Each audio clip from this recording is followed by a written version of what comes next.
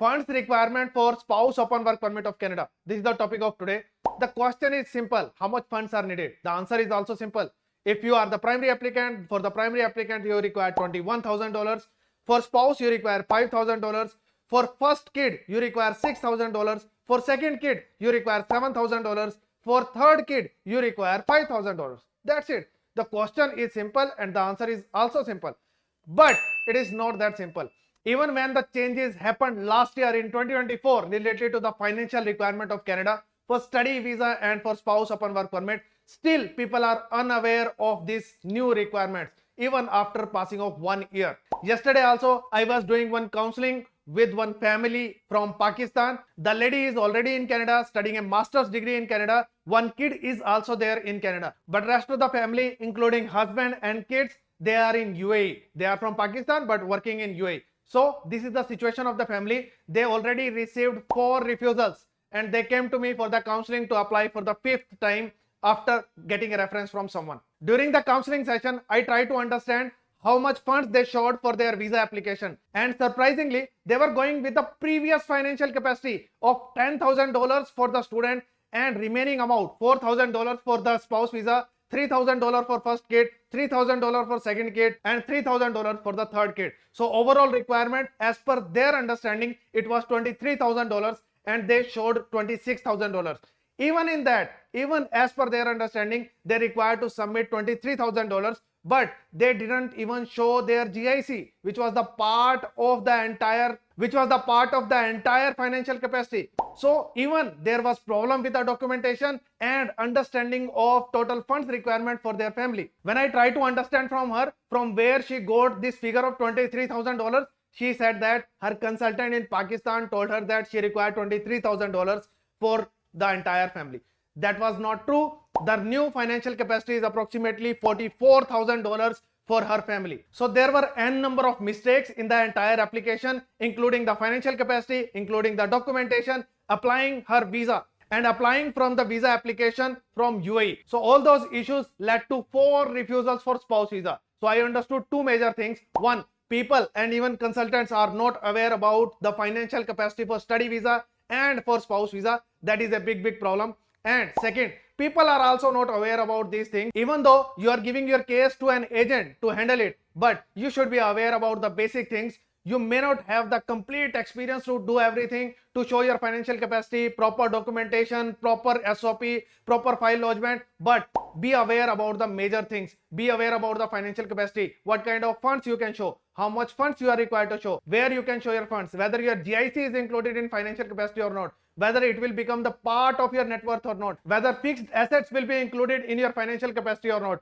whether income will be included in financial capacity or not, whether you require to show the funds for the primary applicant who is already in Canada. Do you require to show funds for the primary applicant or not? So there are so many questions, so many doubts are still there. Even I have made so many videos, there are still so many doubts among applicants, and in this particular video I am going to clear all these doubts related to spouse upon work permit. So if you want to clear all of your doubts related to spouse upon work permit of Canada, watch this video till then. Hello everyone, welcome back to this YouTube channel Globexa Immigration. This is Jitendra Grover. In this video, I am discussing about spouse upon work permit, financial requirement for spouse upon work permit. Before that, if you want to apply for Canada study visa with family, yes, you can travel with the entire family. So master's admissions are required for that, and you can travel with family with master's admissions. You require 2 years of master's admission for applying for your spouse upon work permit. So 1 year of masters will not work. You require 2 years of masters, and admissions are open for May and September intake. So if you want to apply right now for May or September intake, in that case we can process your application, including admission, visa application, everything can be done in next 3 months. And you can go for May intake as well and for September intake as well. So if you want to apply with me, you can ping me on my WhatsApp number and we will be able to take care of your case. Gap is not a problem. Backlogs, gaps, these are not the problem. We can take care of case at age 30, 40, 50, any age. We have got Canada study visa with family at age 50 as well, 55 as well. So it is very much possible. Don't worry about it. And also, I guess I am the only consultant who recommends to apply along with the entire family. So if either the entire family will get visa or the entire family will get refusal, but there is no risk of separation. So that's why I usually recommend to go with the entire family, apply with the entire family. And I guess we have got more than 500 success stories where we applied for the entire family together and entire family traveled to Canada together. So it is very much possible. You should do it rather than applying separately. It's better to apply along with the entire family.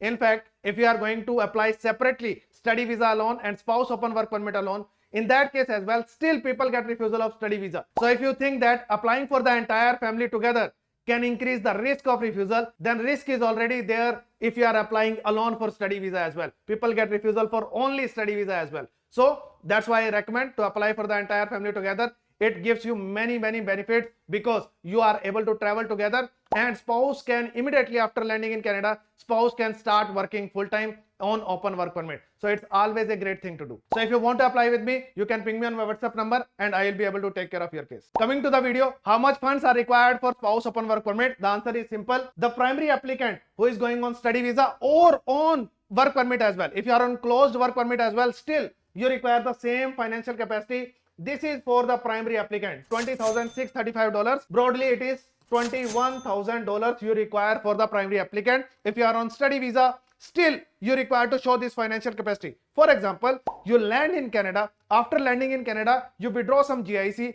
Still, when you are applying for spouse open work permit, you require to have this financial capacity available with you. It may not be in the form of GIC. It can be in the savings account in Canada. It can be in your saving account in India or in your home country, wherever you are. So it can be anywhere in the world, but total amount will require to have financial capacity of primary applicant. So total amount will be $21,000 approximately. So this is for the primary applicant. If you are married, then we are talking about spouse visa. It means you are married. So total requirement will become $26,000 approximately minimum. If it is more, it's always better. More the better, older the better is the slogan for us. Wherever you are applying for your any kind of visa, more the better means even if you need to show $26,000, if you are showing $60,000, it's always better. So more the better. Older the better means if you have recent funds, okay, you can submit the application, but it has risk of refusal. But if you have 6-month-old funds, 1-year-old funds, it always improves your visa chances. So the slogan is more the better, older the better. So always try to get it. So if you are married, applying for spouse visa, the total financial capacity requirement is 26,000 Canadian dollars minimum. And if you have one kid as well, total financial requirement is $32,000. If you have 2 kids, it is $39,000. If you have 3 kids, that's the case of the lady I discussed yesterday, I consulted. Then in that case, the requirement is $44,000. So this is the financial requirement you need to achieve if you are going to apply for your spouse open work permit. So whenever you are applying for just study visa alone, then the living expenses you need to show are $21,000. That is just for the study visa. Or if you are on work permit, then you don't require to show financial capacity initially. You can show some funds, that's fine. But later on, whenever you are applying for spouse visa, you require to show $21,000. That will be required for sure. Also, even if you are having income in Canada, still you require to show this financial capacity as per the number of family members. You can't say that I am earning in Canada and this is my financial capacity because I will earn in future. No, they want to know that right now, do you have this financial capacity or not? They understand that if you lose your job tomorrow, what is going to happen with your entire family? So you require to have financial capacity for next 1 year. That is the requirement that you need to have all the time. So whenever you just plan for your travel to Canada, whenever you are looking for spouse open work permit, that day try to have your funds ready. Even if you are applying for study visa now, study visa alone, and your wife or husband is going to travel to Canada after 6 months, keep your financial capacity ready right now for spouse open work permit. So keep the funds ready as soon as possible for the entire family. Do not keep the funds ready whenever you are ready to apply for visa. It's like suppose you want to apply tomorrow. Do not keep your funds today. Try to have it as soon as possible. If it is 3 months old, 6 months old, 1 year old, it's always better. So old funds are always recommended, always better. But should you apply with the recent funds as well? Yes, you should take a shot. It's not a problem. It's a problem, but it's not a problem, because usually the visa application processing takes 2 to 3 months. So rather than waiting for your funds to become older in next 2 to 3 to 4 months, it's better to lodge your file today. By the time you will get a result, by that time your files will automatically become older. If you get a refusal, that time in next application your funds will become older. It's not a problem. If you get a visa, then okay, it's a great hit, you got the visa, all done, it's not a problem. So it's worth taking this chance if you don't have old funds. But there are ways to show funds in better ways. I'm going to show that in the next few slides. So how much funds are needed? If I'm going to make a total of everything, so how much funds are needed including your study visa and spouse? So first year of tuition deposit, you require first year of tuition deposit. It is usually on average $18,000 to $20,000. So let's make it $19,000 on average. This is in Canadian dollars. And after tuition deposit, living expenses of student, you require $21,000. So if you are just applying for Canada study visa only, then approximately you require $40,000 approximately. In Indian rupees, it is 26 lakh rupees, but Canadian dollar 40,000 total. Now, if you are applying for the entire family and if you have a spouse, for spouse you require $5,000. If you have one kid, kid 1, you require $6,000. If you have 2 kids, you require $7,000 for your second kid. All together, it is going to become around $60,000 which you require to apply for your Canada study visa with family. Out of these funds, just $20,000, that is the tuition fee, that is your real expense. Rest of this money, $40,000 approximately, which is the living expense of your family. This amount is going to be your savings either in Canada or in your home country, and you can use it the way you want. Also, there is one more process.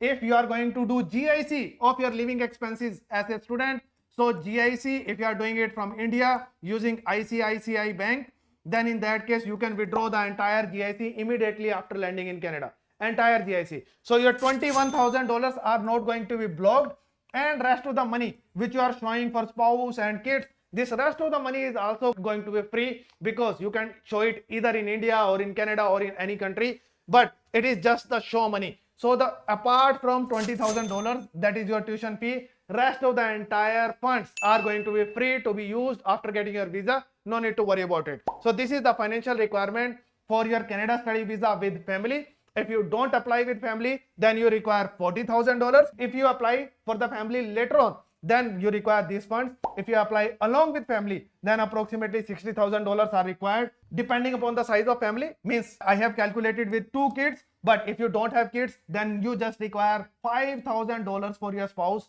That's it. So I guess this particular part must be clear now. If it is not clear, you can leave a comment and I can make more videos on it, or I can answer you in the comments as well. Next is where to show your funds. Okay, that's also interesting. So you can show your funds in Canada or outside Canada. Anywhere is fine. You can show it in Canada or outside Canada. In Canada, it can be in the form of GIC. It can be in your checking account. It can be in your savings account. It can be in Hello Canada account. So it can be in any account in Canada. Mostly it is on the name of primary applicant, but it can be on the name of husband or wife. So it can be on any name. It's not a problem. But the funds should be with husband plus wife. Funds with parents are not counted. Funds with parents are not counted. So it must be with husband or wife. It cannot be on the name of parents or brother, siblings. No. It should be on the name of husband or wife, but it can be in Canada or outside Canada. In outside Canada, it can be in UAE if you are working or living in UAE or any other country. UAE just an example. UAE, any other country, it can be in your home country. If you are from India, Pakistan, it can be in your home country as well. So anywhere is fine. So it can be inside Canada, it can be outside Canada, but it should be in the account of husband or wife. That's it. These funds will be counted and GIC balance will also be counted. So it's not a problem. In the case yesterday, which I discussed with you, in that case, that client file where you need to show funds, GIC certificate was not included in that. Only the funds available with the husband, only that file was there, that bank account was there, but GIC account was not included in that. There was no explanation of that as well, that I have GIC, so and so funds are available with the, nothing was there. SOP was really poor. I can't even tell you what kind of SOP was there. Just 1 page, 1.5 page, nothing was there, no explanation. Even the invitation letter given by the lady was far better than the SOP. That was the scenario in this particular case. So that's not the way to get visa. So be really careful. You need to show all the funds which are available in Canada or outside Canada, wherever you are having savings.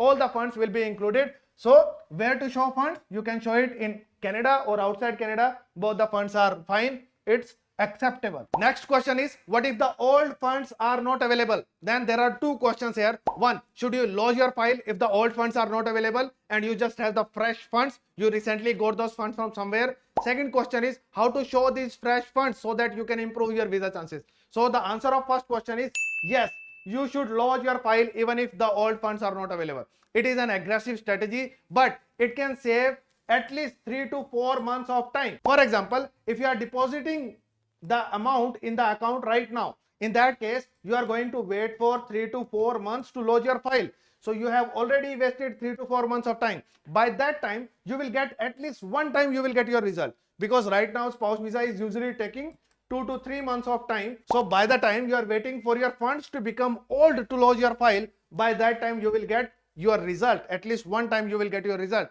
and there is good probability that you can get a positive result for yourself. And even if you get a refusal in this scenario, in that case you can go and reapply. You can reapply, and during the reapplication, whenever you are going to submit your statement, that time you will have old funds, because by that time funds will become like 3 to 4 months old. So it's a good strategy to save your time, become aggressive to save your time and lodge your file even with the fresh funds.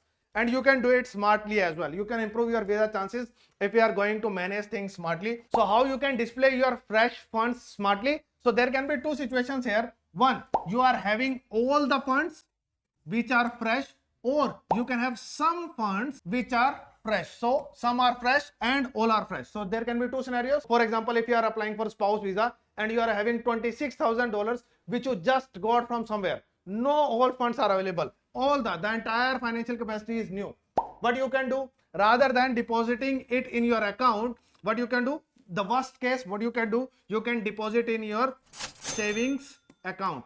So ideally you should show your funds in saving account. But if the funds are fresh, then if you are going to deposit them in your account, it will be quite visible to visa officer that you recently did a big transaction in your account of $26,000 or even bigger than that. And visa officer, it will be quite visible to visa officer, and you are giving an opportunity to visa officer to refuse your application because you recently deposited $26,000 or $30,000 in your account, and visa officer can refuse your application because you just deposited the new funds in your account. But you can do better rather than doing this, because it will be quite visible in the statement. So what you can do, you can make a fixed deposit in your account. Fixed deposit will give you one certificate, or you can take it from the bank as a certificate. This person has so and so fixed deposit. This is the amount in the fixed deposit, and this person can withdraw this amount anytime. So you can take a certificate, and there is automatically generated certificate as well for fixed deposit. So better than saving account, depositing the big money in the saving account, it's better that you make a fixed deposit of the amount and submit it as the proof of the fund. Yes, FD can be used as proof of fund. There is no problem in that. Even better, why not to send it to Canada? Why not to send it to Canada? You can upgrade your GIC. You can do it. It's not a problem. You can create one more account. ICICI Bank has this option. You can create Hello Canada account. You can open this account with any name. So even if you are spouse, you can open Hello Canada account and you can deposit the funds in this particular account, and it's all good for you. You can upgrade GIC account as well. Upgrading GIC account is also fine. So you can show your savings in the form of GIC. It can also be done. You can be even smarter. Means if the primary applicant is on study visa, already having a GIC account, you can deposit more funds in that account. You can upgrade that GIC account. It's also fine. It can be done. You can create your own GIC account as well.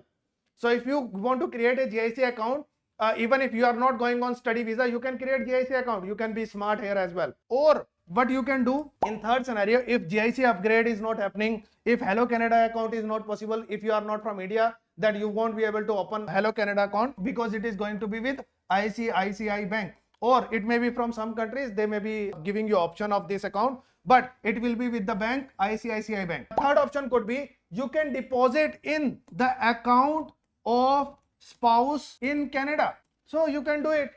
So you can send the money, this money which you want to show in your home country, maybe India or whatever country you belong to. So rather than showing it in your home country, why don't you send it to Canada? You can show it in any account possible. And it can be in the account of your spouse as well. It is fine. It's not a problem. So rather than showing fresh funds in your home country, send it to Canada and then lodge your file. It will always improve your visa chances. Whenever the money is transferred to Canada, visa officer has more confidence in your file that money is already transferred to Canada. Usually people who borrow money from somewhere, they do not send it to Canada because there are more and more charges on that kind of funds. So if the funds are in Canada already, it can be in the account of your spouse who is already in Canada. It can be in the form of GIC, which you can upgrade because the amount in GIC can be up to $50,000. So you can have GIC account. You can upgrade that account. Earlier, the GIC might be $10,000 or $21,000. You can increase the amount in that GIC. You can ask, you can take permission from the bank to increase the amount of GIC. Later on, you can upgrade it. It is possible. Also, you can take one more GIC. It is also possible. Your wife or husband who is in Canada must be having an offer letter. With that offer letter, create one more GIC. And if the GIC upgrade is not getting possible, create one more GIC with other bank. And you can send that money through GIC in other bank. Suppose earlier the GIC was with CIBC bank. Now create GIC with ICICI bank. It can be done. So it's quite easy to transfer the amount in Canada. You can open GIC accounts in Canada, and after opening GIC accounts, you can transfer the money in Canada. It will always give more confidence to visa officer to grant you visa. So rather than depositing the fresh funds in saving account, it's a no. Make a fixed deposit. It is better. Send the entire money to Canada. It is even better. It is even better to improve your visa chances. So if you have fresh funds, recent funds, then it's always recommended. First of all, close the file. Don't stop your file. Don't wait for 3 to 4 months, because it may be possible that if you are going to wait for 3 to 4 months, then by that time you may not be eligible to apply for a spouse upon work permit. For example, if the spouse in Canada is only having 10 months of visa or 12 months of visa, by the time you are waiting for your funds to become old, by that time your eligibility will go away, because you need to have more than 6 months of visa pending at the time of visa processing. So if you are not going to have more than 6 months of visa, no need to wait. If the primary applicant in Canada, your spouse in Canada, is having 10 to 12 months of visa, in that case, don't wait for funds to become old. Yes, it is a good strategy if you are able to have the old funds from the start of the application. But in any case, if you don't have old fund available, then go ahead, lodge your file, make a fixed deposit, or better send it to Canada and you can lodge the file. Second possible scenario could be you have some funds which are old. Then in that case, don't touch those statements. For example, you are having $15,000 which are old funds. Good to go. Submit those statements. It's fine. Rest of the money, make a fixed deposit, just like we explained here. Make a fixed deposit or send it to Canada, so that these old funds you are showing the way they are, your old statement, which may be your salary account statement, maybe your old fixed deposit. So it is fine. You can show it. It's not a problem. Rest of the money which you need to show for spouse visa, rest of the money you can either make a fixed deposit, separate fixed deposit, or send it to Canada. Do not spoil this old bank statement which you are having right now. So remaining funds, manage it the way we have discussed here, and the old funds which you are having, submit it as it is. Next question is, how much funds are needed if I came to Canada with $10,000 GIC, now going on PG work permit? So no matter on what kind of visa right now you are in Canada, whether you are on study visa, whether you are on PG work permit, so it doesn't matter. You always require as per the current financial requirement. So you require, if you are just husband and wife, just spouse visa is required, no kids, then $26,000 are required. If you have one kid, then $32,000 are required. If you have two kids, then $39,000 are required. It doesn't matter that you paid only $10,000 GIC. It doesn't matter. And it doesn't matter if you are working in Canada as well. It doesn't matter. You require to show this financial capacity all the time, depending upon how many family members are there. This is for husband plus wife plus 1 kid. This is husband plus wife plus 2 kids. So you require to show these funds no matter how much GIC you paid. Many people think that we paid $10,000 GIC. That time for the primary applicant, financial requirement was only $10,000. It got increased later on and it is not for us. No, that is not the scenario. Scenario here is today you require $26,000 for husband and wife for spouse upon work permit. This is the requirement today and you need to meet this requirement. It does not matter whether you paid the GIC or not, whether you paid $10,000 GIC, whether you paid $21,000 GIC, it doesn't matter. In total, with husband and wife, both of you, in short, with husband and wife, both of you, you require to have this financial capacity if you don't have kids. So simple. How much GIC you paid, when did you apply your visa, it does not matter. Whenever you are applying for spouse visa, you require to have this financial capacity. That's it. There is no second question on that. Is GIC included in funds? Yes, GIC is included. I have already answered it. Next is, what are core funds versus additional funds? So this is a really big question. What are core funds? I recently told you that funds should be available with husband or wife. So funds which are available with husband and wife, those are going to be core funds and rest of the funds are going to be additional funds. Okay, in additional funds as well, means if the funds are with your siblings, your parents, those are the funds which are additional funds. But if you don't have funds, even the husband, wife, if they have funds which are their policies, gold, cash or stocks, mutual funds, PF, these funds are also additional funds. These are also not core funds. So even if you have these funds with husband and wife, but these are also not the part of core funds. This is not visa officer wants to consider. Visa officer is going to consider it while evaluating your application. Yes, visa officer will check these funds, but before that, visa officer is going to check funds which are available with husband and wife, but they are in the savings accounts. They are in the form of fixed deposit, which can be withdrawn anytime. You have that letter that it can be withdrawn anytime. In the form of GIC, any savings account in Canada. So visa officer wants to understand what are the funds which are readily available with you, which are in liquid form, in the saving account, in fixed deposit, which can be withdrawn anytime, GIC, any account just like Hello Canada account in Canada. So if you are having funds in these type of accounts, those are going to be counted and they must be on the name of husband and wife.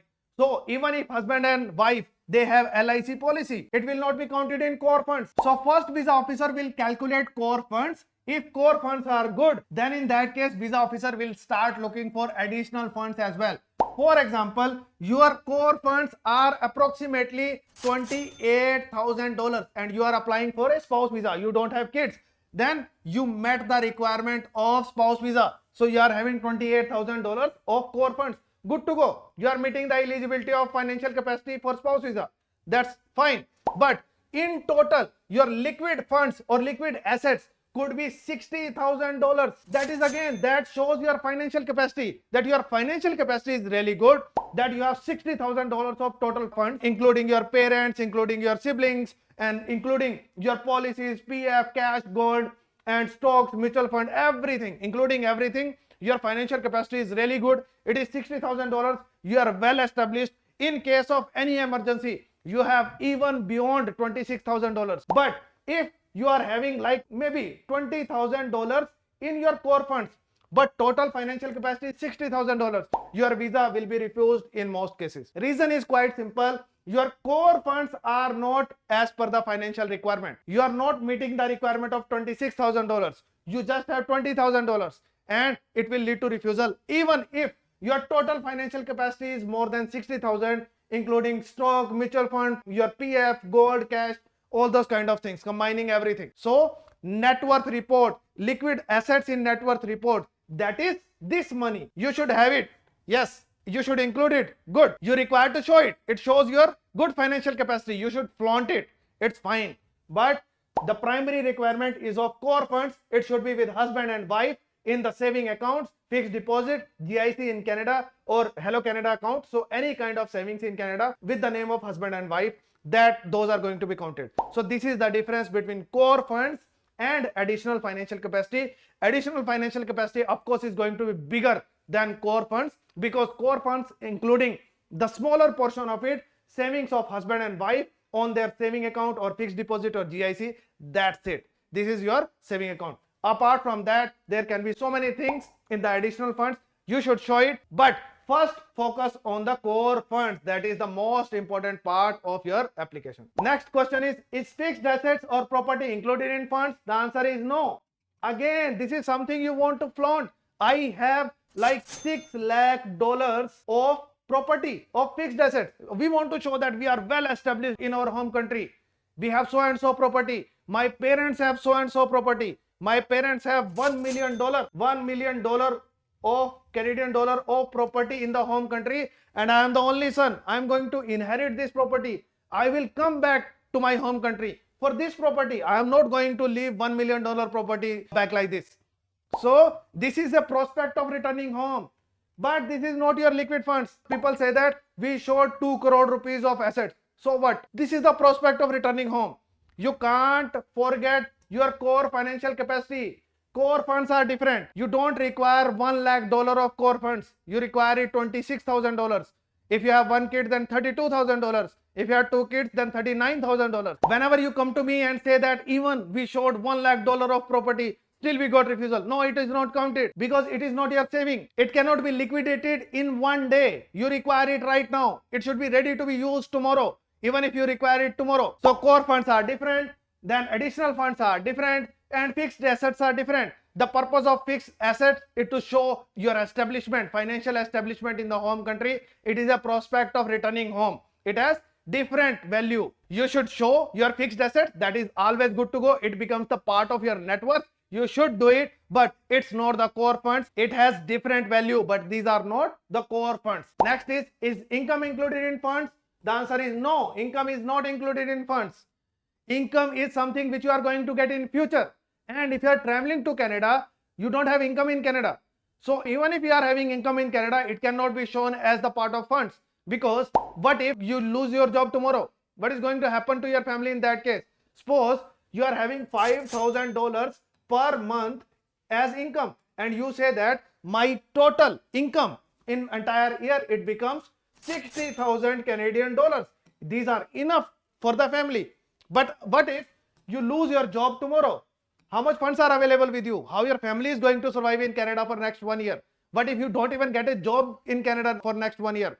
Then what will you do? You will be forced to apply for asylum in that case. Or if you are on LMIA, on work permit, what is going to happen in that case? You will work illegally, which you are not allowed to do. So even if you are working in Canada and you are on work permit, you want to call your family, you cannot show income as the part of core funds. Core funds requirement is separate. You will have to fulfill that. Next is really interesting question. Can I withdraw my funds after visa application? So there are many people who borrow funds from somewhere, and what they want to do, they want to make a fixed deposit of it, or they deposit them in their savings account, and after the submission of saving account, they take a balance certificate, and after taking a balance certificate or FD certificate, they just lose the file and withdraw these funds. They withdraw their FD or funds from the account and they lose the file. In any case, if your funds are going to be verified from the bank and if visa officer does not find the funds in your account or in your fixed deposit, you will get a ban for 5 years. And your spouse in Canada will also not be able to get PR because you are banned in Canada. So it is going to be a double blow for you, that you will get a ban, direct ban. You can't even apply for any visa for next 5 years, and it will become a black spot on your application any time in after 10 years as well. Whenever you are going to apply, it will be a black spot on your application. And your spouse in Canada, if your wife is in Canada, your wife will not get PR as well. It will become a problem for her as well. So it will ruin everything for you. So do not do this type of smart things, over smart kind of things. Do not do this. In any case, if it is going to be checked, you will get a ban for 5 years. And also, many people try to be smart here and they do settings with the bank manager. But what IRCC is doing right now, they check it from the head office, from Bombay, from Chandigarh, from Delhi, and it happens. Then in that case, even if you have done some setting with the bank manager is bypassed and the checking is happening directly from the head office, and you will be ruined. Everything is gone. You will get a ban of 5 years here. Next question is, study visa with spouse and kids possible? The answer is yes. You can apply. I have already shared in this particular video only. You can apply for Canada study visa with spouse, and kids as well. Many people are there who try to apply for spouse separately, kids separately, apply for everyone together. And if you have already got the study visa or in the process of it and don't want to apply together, then at least apply for spouse and kids together. Do not make separate application for spouse and for kids. Do not separate these applications. So worst case, apply for spouse and kids together. Best case, apply for everyone, entire family together. That's best case scenario. I always recommend that. I promote this, and it is possible as well. I have already shared that there are people who say that if you are going to apply for the entire family together, visas are going to be refused. We have discussed with 10 consultants, 20 consultants. Everyone said no for it. Okay. No problem. We are here. We have got so many success stories when we applied for the entire family together, and we have got refusals when we applied for study visa alone. Yes, only study visas also get refusals. So it's not like if you are applying for study visa alone, it becomes a short case of visa. No, people get refusal of only study visas as well. So it's better that you take your chance, apply for the entire family together. If you are applying with me, I do not take any service charges for entire family unless the entire family gets visa. So I always recommend that. There are all kind of results possible. Everyone can get refusal, everyone can get visa, only student can get visa, and rest of the family can get refusal. All the possibilities are there, but it's worth taking that chance because it gives you so many benefits. If you get the spouse visa earlier and if you are able to travel together, then there are emotional benefits. You don't require to leave your spouse and leave your kid behind. Emotional benefits are there. Second thing, PR benefits are there because spouse is going to work full-time in Canada and spouse can become primary applicant for PR. Earning benefits are there because spouse will be working full-time. Spouse can earn $4,000 quite easily in Canada. So that's earning benefits are there. So many benefits are there. If you are applying together and getting visa together, you should always take a chance. Also, risk is also eliminated. What kind of risk? Rules are changing in Canada. This is the year of election and there are so many changes, frequent changes in spouse visa and other visa applications as well. So in that case, if you get separated, for example, if you get your study visa, you travel to Canada in May, and whenever you are ready to apply for spouse and kids, that time there is a new rule that only research master degree can apply for spouse visa. What you are going to do in that scenario? You are stuck. You can't apply for spouse visa now. Your spouse, your wife is already in Canada or husband is already in Canada and rest of the family is in the home country. What you are going to do in that scenario? So it eliminates the risk of this separation as well, permanent separation as well. This is not temporary. For the duration of this study, unless she is going to get, the primary applicant is going to get PG work permit, you will not be able to get your spouse upon work permit. So there are so many separations happened last year, last year, now as well. So I have made this policy that I will recommend, I will promote that we are going to apply for the entire family together. You need to force us that do not apply for the entire family together, apply for study separately. But from my side, I always recommend that if your funds are ready, we always want to apply for the entire family together. This is my motto. This is what I am promoting. This is for you as well and for anyone. Can we show same funds for visitor visa of parents? Okay, if you have kept some funds, if you have got spouse visa with the funds and later on you want to apply for your parents, you can show same GIC in Canada or savings in Canada or savings in the home country. Whatever funds you showed earlier for your spouse upon work permit application, you can show the same funds for the visitor visa of parents as well. So you can use the same funds multiple times even in future, because once you get your spouse visa, funds are going to be free to be used for anything.